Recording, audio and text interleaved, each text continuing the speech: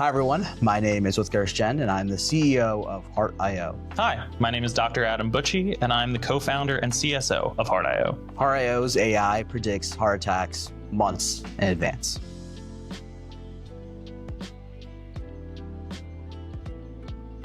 So I was actually born in India, in the city of Indore, which is the largest city of the state of MP in India. And I moved over to the United States when I was 2 years old.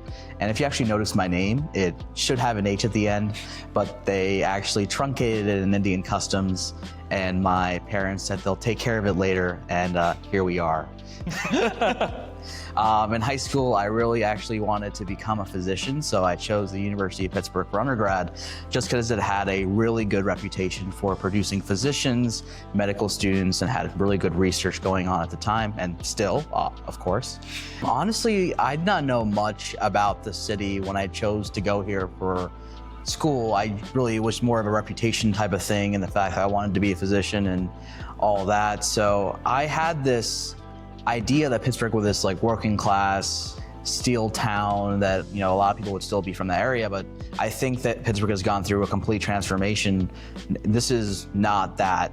This is, you know, a very life science, AI, robotics, technology centric city. And I think that in this area, it's probably a powerhouse for those fields. I went on to get my PhD in bioengineering, where I met Adam. So I was actually born and raised in Philadelphia, slightly outside the city, same as Utkars. And I went to my undergraduate at Villanova University, which is about 5 miles outside the city. Where the Pope is from. Yeah, we got a Pope. The first American Pope is from Villanova University. I loved it, great engineering program. But halfway through, I realized that as much as I liked chemical engineering at Villanova, I really wanted to make a change to more of the medical side. As well as we make pharmaceuticals, I thought it would be more interesting to design them. I started looking at bioengineering programs, and the University of Pittsburgh has one of the best bioengineering programs. It was like top 10 ranked for NIH funding. And so I was like, this is where I want to go. It also had a fantastic entrepreneurship ecosystem where if you did research, you could be paired up really well with the Big Idea Center. So I came in pretty much knowing that I wanted to start a startup. And then our freshman year, there was a seminar from Babs Carrier on how to commercialize your research. And we kind of got to talking about how we both wanted to start a startup and which one of our research was kind of like better geared towards that. It turned out that Utkars actually had a side project that he was working on at the time that he thought could really help a lot of people. The inception of the idea, or the conception of the idea, happened when I was in my last year of undergrad. I was doing a class in data mining, and we had to do a project that was a semester long. And I, for whatever reason, thought about my grandfather's story. And my paternal grandfather thought he was having a heart attack one day. He went to the ER, they thought he was having a heart attack, and they prescribed him blood thinners. Unfortunately for him, he actually had a stomach ulcer that presented as chest pain. And so that decision unfortunately cost him his life. And you know, I never got a chance to meet him, and family is very important to me, and what my family thinks of me is very important to me. And I'll never be able to ask him, you know, are you proud of me or the decisions I've made or the life that I've led? But the second best thing that I can do is try to do something in his honor.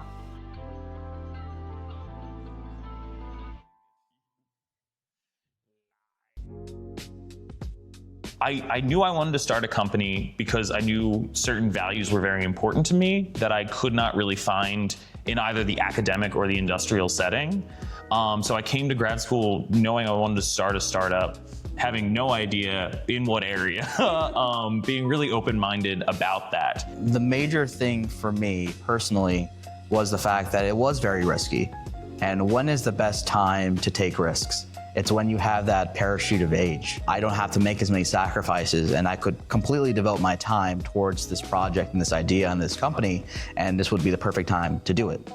That was such a good risk-benefit analysis. I think I came at it from more of an idealistic standpoint where there was changes that I wanted to see made, and I didn't really see anyone doing them in the way that I wanted them to be done, but I knew that I wanted to pursue research and development, and I wanted to do it kind of on my own terms. I think very early on, we thought we could do this alone. Very early on, we also learned that no, you cannot do this alone. This requires a community of people who are willing to help you, advise you, invest in you, mentor you. And we're lucky, so lucky to have found so many of those people. Yeah. I was really worried that you were gonna do my dad's quote, because I was having a really tough time in grad school. I was balancing grad school and the startup. I remember I had done something in grad school that was like 6 months to a year of effort, and it ended up not being worth it. And I was calling my parents, being like, man, this really sucks. I put so much work into HEARTio, I put so much work into this project, and yet it failed. And my dad, with like the famous like dad-isms, was just like, you don't get to choose how you learn your lessons. And I remember being so angry because it was very true, but it was just one of those pieces of knowledge where it's like, sometimes life is unfair. You don't get to decide how and when you learn important life lessons. And I told it to Utkars, and now every now and then he's just like, you know, Adam. Just like your dad says. And I think it's a piece of advice that has always stuck with me, partially because Utkars keeps reminding me of it. So right now in outpatient cardiology, there really isn't a way to screen high-risk patients, meaning that patients who might have diabetes or family history or hypertension, there's no way to easily see within their arteries if they actually have any risk of developing further coronary disease or having a coronary event. With our product, they can actually screen these high-risk patients who have these risk factors and understand, is there any sort of anatomic disease? And in the future, is there any sort of functional or perfusion disease as well? The current standard of care can be anything like a stress ECG, where a patient has to either get on a treadmill or get some sort of chemical stress to elevate their heart rate, while an ECG is being performed to look at the level of ischemia. There are other more invasive tests, like a CT angiogram, where a patient gets radioactive dye and undergoes a CT scan. All of these are later stage tests on higher risk patients. We want to be in the doctor's office when they're getting their routine ECG to look at and monitor the level of plaque over an extended period of time. This is our first page of our report. We try to bring the ECG center stage. So this is your standard 12-lead ECG, just the first 10 seconds. We label all of the leads as a cardiologist would be accustomed to seeing them, and then we have a summary report that shows the highest risk information that the cardiologist should know within the first minute.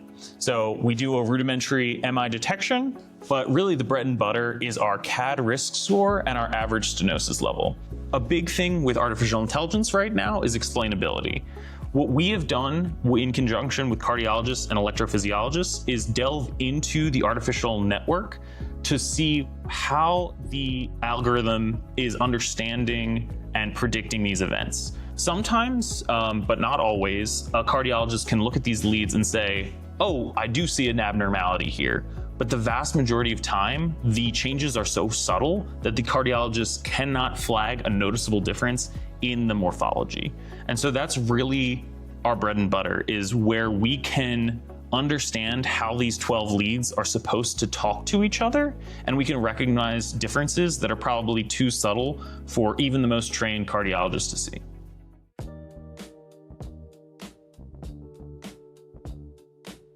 When we were first training the first version of what would become ECGio, I remember Utkars like running into the room that I was working in and being like, we're hitting 90-90, which was a threshold that one of our investors wanted to see for 90% sensitive and 90% specific. And like when you looked at other devices in this space, getting to 90-90 was a huge deal, in that we were head and shoulders above like a stress ECG. We were getting close to a CT angiogram, and really showed that this was a viable business.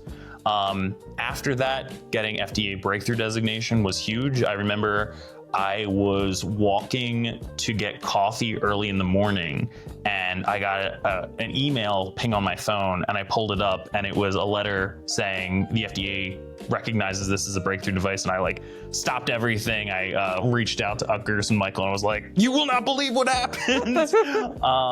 There was that. And then more recently, we were recognized on Forbes 30 Under 30 for 2024 in the healthcare section, which was really validating from an outside perspective that we were showing that this could really have a large impact on the world. I think the one thing that both of us and the entire team are super excited about is the potential of this technology to scale, not just from an ED perspective, outpatient cardiology perspective, but even into the primary care or consumer perspective. Wouldn't it be amazing if you go to your yearly checkup with your physician and instead of doing the normal height and weight, this is incorporated within that analysis, and not only are they tracking your blood pressure levels and your cholesterol and things like that, they're tracking exactly how much occlusion are you having, what is the buildup, what is the change, how is it affecting the blood flow in your arteries, and what is the tissue involvement of that blood flow.